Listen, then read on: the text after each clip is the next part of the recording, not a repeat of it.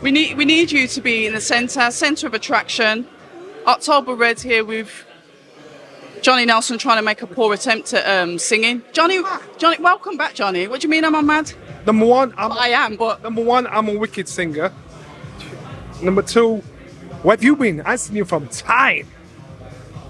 ask your people then. Well, I better just leave that alone. Not our people, their people. And for your people then, you is all one people. Fill me in. Fill me in. Why not yet? Anyway, we're here, we're in Manchester, beautiful Moss Side. The thing I like about this city is you come here and it gives, I'm from Birmingham, and in Birmingham we've got a place called Handsworth. It's full of that Caribbean, vibrant culture where you can smell the barbecue food as you're coming down the road. Moss Side, Manchester, Natasha Jonas's gym, for what should have been a public workout, but now it's just a media workout. You know what? I totally agree with you that Moss Side, when I walked in, Joe Gallagher couldn't wait to take me all over the place, show me the old pictures. There's not many gyms, there's no gyms like this anymore.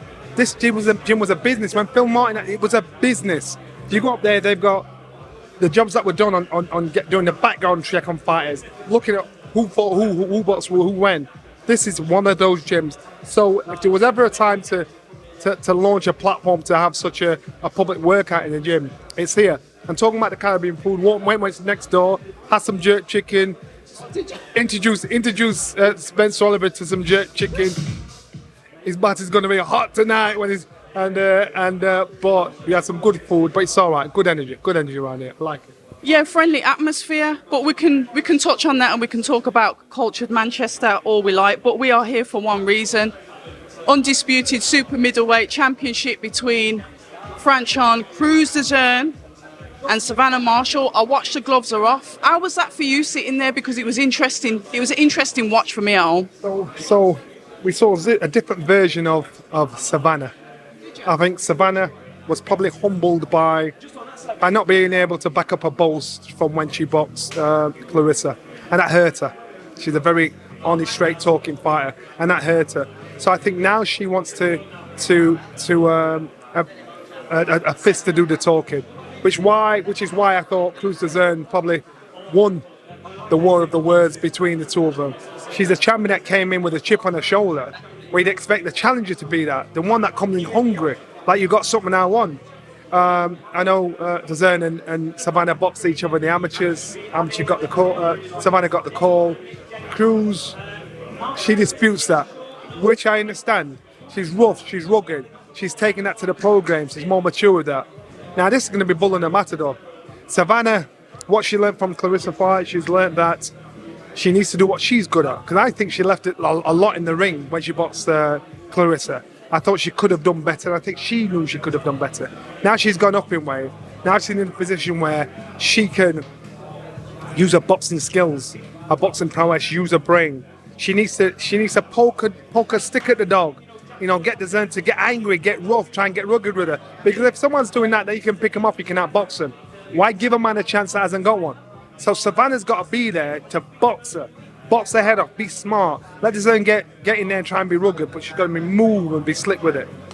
One thing that you touched on there that I'm quite interested in, you said that she left a lot in the ring. Or was it the case, and this is just me, outsider, wasn't it the fact that Clarissa was smart enough to make it her fight? I probably have to agree with that. You know, and so she probably looks back and think, God, I fell into a trap. Because I'm actually better than that, and I fell into a trap where I didn't show what I could do. So I've got to agree with that. I'm down with you with that one. And so now I think the way how humble she was, I think she'd been humbled. So now she thinks, you know what, I've got a crack at the world title. She doesn't want to box at anything less than world title than this level. So I understand. She now knows it's all on the line. There's clever fighters, and there's another female fighter that stands out to me that's able to do that, and that is Chantal Cameron. Chantal Cameron has got you know when you say that you're boxing and you've got your dance partner, Chantal Cameron leads the dance. It's like if there was a male and a female, this is what I'm talking about somebody leading the fight, and you move how I want you to move. When it comes to her dance, that's what it is. You know, so you get involved in that. It's about her. It's not about what you've got to bring to the party. And that's why Chantal's that kind of fighter. You want to come to her dance. And that's what people talk about. They don't talk about the B side. They talk about her as a fighter. So again, it's a great position to be in. The rest of the cards, because obviously your last card was at your call. Unfortunately, I missed that one. But we've got a few fights on this card. The only one thing I will ask you is, you know, the posters that you did, you know, the positioning of the posters. I thought that young Ben Whittaker probably would have been highlighted more, and he's sort of like down in the corner, and you've got like Zach Chelly as a wild card, and I thought, well, why is Ben Whittaker? So listen, you've got to start somewhere, and so I've got an old poster where Prince Nassim Hamid was probably his name was lit in the corner. Yeah. So everybody, it's the game. Someone that's just fresh on the scene, you can't put headline him, because number one, you're disrespecting fighters that have done a lot more than him as a professional and achieved a lot more than as a professional. So you can't put one there up there with them. He's got to earn his stripes. He's got to earn that respect. He's done it in the amateurs. You're expecting him to do it as a professional, but he's got to earn his stripes. But the counter argument to that is young Caroline Dubois was centre. Caroline Dubois, Olympian, non-medalist, but was the centre of the poster for your call. That is why I've got that kind of like argument to say, why are we not pushing Ben up like that? But you're looking at you look at your call, the top of the bill fell off, so now you've got to shove things up, and that's how it worked. It was a rotation, you know, and that's a pyramid of life. You're clever. You're used to being cornered. That is the voice of a professional.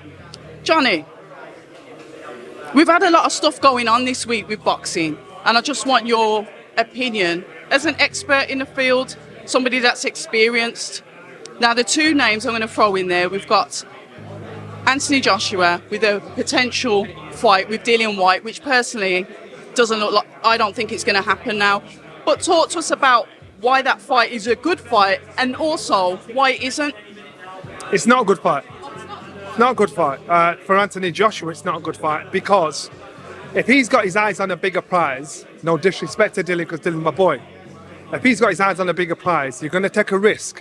And so you've got to think a bit. You've got to put ego to one side, use your brain. So you think, I can risk that.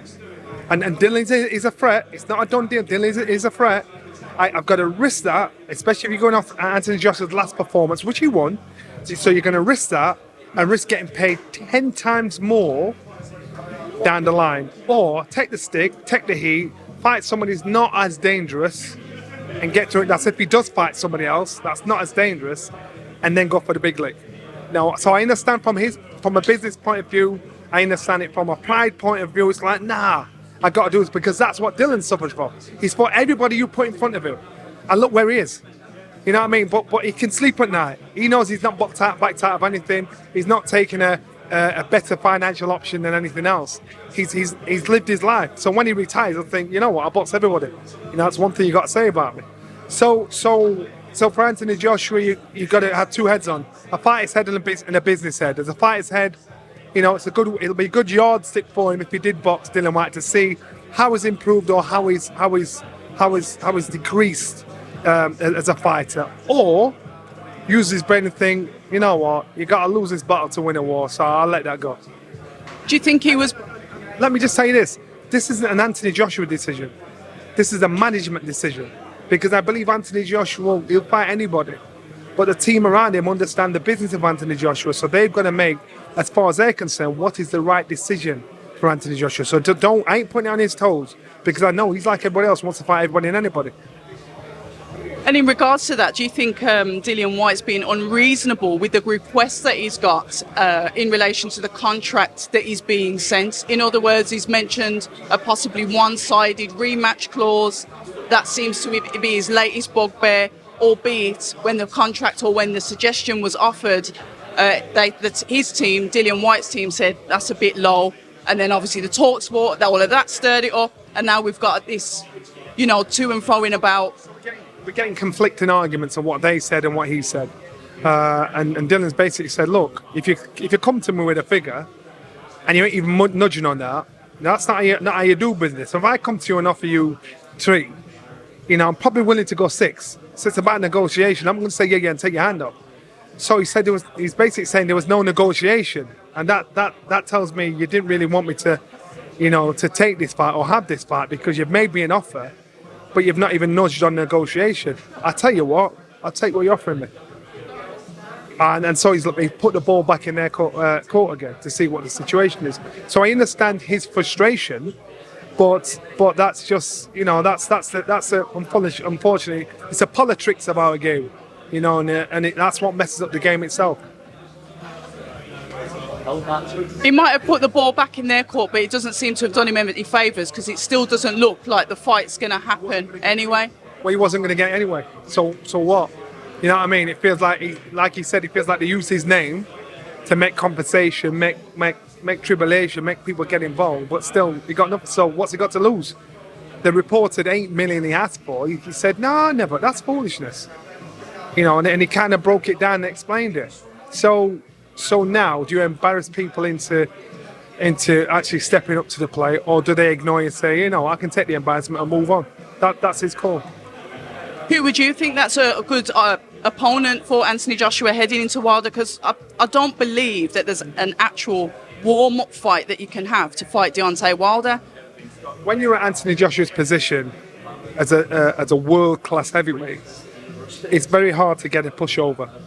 And there's still a lot of building to be done in his psyche, in his build up there. So and I said before, this man needs time off to believe in who he is, you know, own his shit, and say this is what I can do. You know, get comfortable working with someone and really believe in what you're working with. But as we saw in the last fight, he was saying betwixt in between. He didn't really believe in what he was doing. And so this takes time. So whoever he fights, then what do? Do you wait? Do you wait and make him get that union for such a big fight, possibly against Deontay Wilder next, which I would probably do, or do you throw him in and risk him having another bad night, but another bad night that can go the other way? And from the business point of view, I think they'd probably say, you know what, let's wait. You stay out there, keep training, keep working on, and the results could come through. Cutting back to boxer then, final words. The future of boxer, we've had a few fights where they've dropped out. We've got the the Smith Eubank 2, that's possibly on the back burner. Then there was some possible mention of Joshua Buatsi versus Dan Aziz. Now Dan Aziz has possibly been thrown in the mix for a world title rather than an eliminator for Dimitri Bivol. Your thoughts on that and how the demographics is working with boxing, with the competition, the pushing and the pulling? Sounds like somebody's letting the cat amongst the pigeons. One's trying to mash up the other. One's skinning teeth at the other, thinking, yes, things are happening there, things are falling apart there. One's like, yeah, boom, throw a little cat in there just to rush things up. That's how this is a promoter thing. This is not a fighter thing. So I'm quite sure most of these fighters would love to fight each other left, right, centre. But this is a chess game between the smartest promoter, the wisest promoter, the craftiest promoter, and the most successful promoters. And unfortunately, it's gone on for years, but this one's a little more public. The public are getting more educated now, so they know exactly what's going on. You know, they know exactly what's being played. So it's a case of you just got to sit back and see how it plays out. And you've been in the boxing industry for so long, your trust and confidence, you know, I read the comments online when I see that Ben Shalom's been interviewed. I've been trying to get hold of him, but I haven't been able to. The trust and confidence in Ben Shalom as a promoter from the public position is quite low. They don't seem to trust him. They don't believe that he's a man that can carry out his words. Then we had the Fraser Clark debacle, which didn't help. Your thoughts on that? And like you said, it's almost like dog eat dog. He said he's built for this. That's his words. Is he, Johnny? Ben has been given the keys to the kingdom. And I call Sky the kingdom. I think it's the biggest platform out there in the world.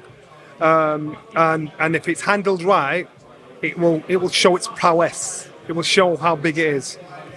Ben has got to learn. He's got to get his stripes. Frank Warren had to do it. Mickey Duff had to do it. Eddie Hearn had to do it. So therefore, you're going to come under criticism. You're going to come under scrutinism. People are going to point the finger saying, you can't do this, you can't do that. He's got to take his licks. If you want to be top dog, you've got to take your licks. So whatever he's said or not said, he's got to put his hard hat on, like everybody else did, and trudge on. Learn on the job. You know, because if you don't and let the things what are being said on the outside in, you got a problem, and you were never built for the job in the first place.